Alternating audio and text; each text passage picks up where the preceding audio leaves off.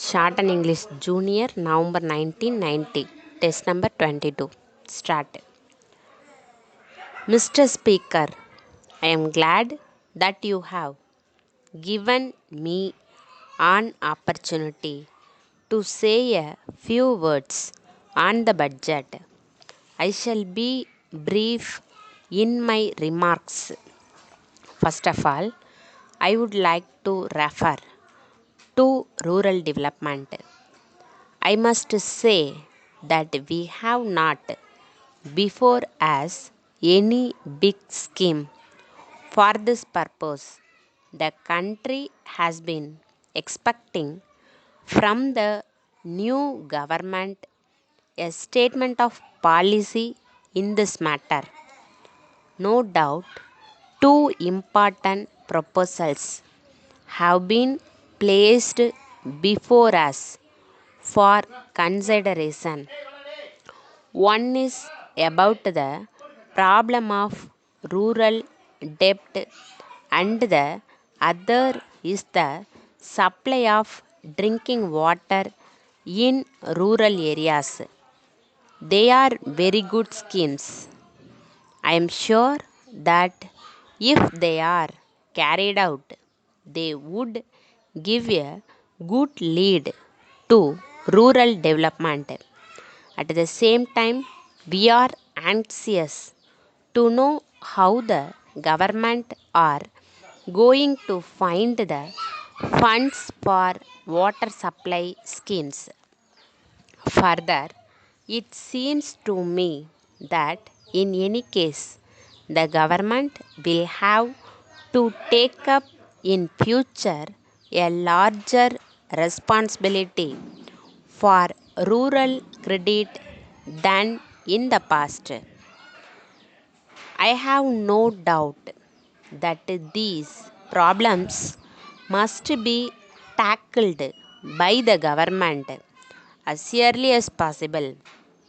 Then I think that the country's future depends not only on large industries but also on small industries on account of the supply of electricity.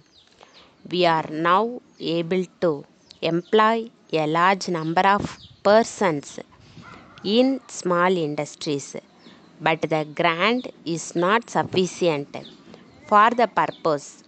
I think it will be good to have a correct knowledge of the economic condition of the country.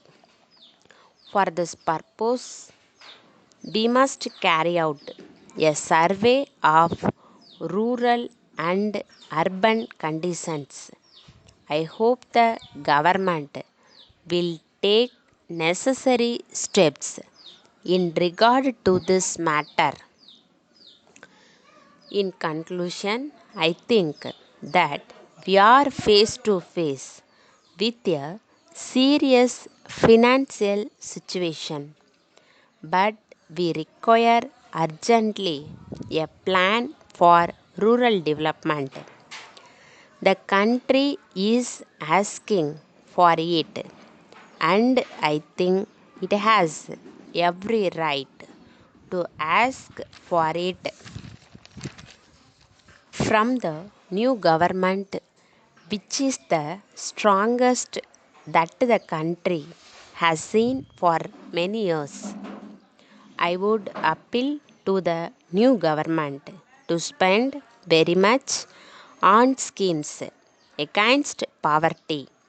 Every effort must be made to raise the incomes of the common people and their standard of living. We must spend more on services which will raise the economic welfare of the country. This is necessary for social welfare as well as economic improvement. Letter dated 3rd April 1980 from King and Company, Salem, to the Stationery Supply Company, Madras. Dear sirs, we thank you for your letter of 20th March. We have seen your account for the goods supplied to us.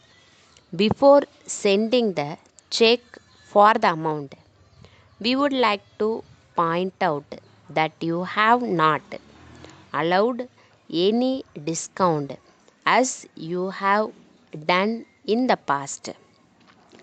As your goods are very much liked by our customers, we would request you to be kind enough to send us at once 6 dozen boxes of sharpened pencils.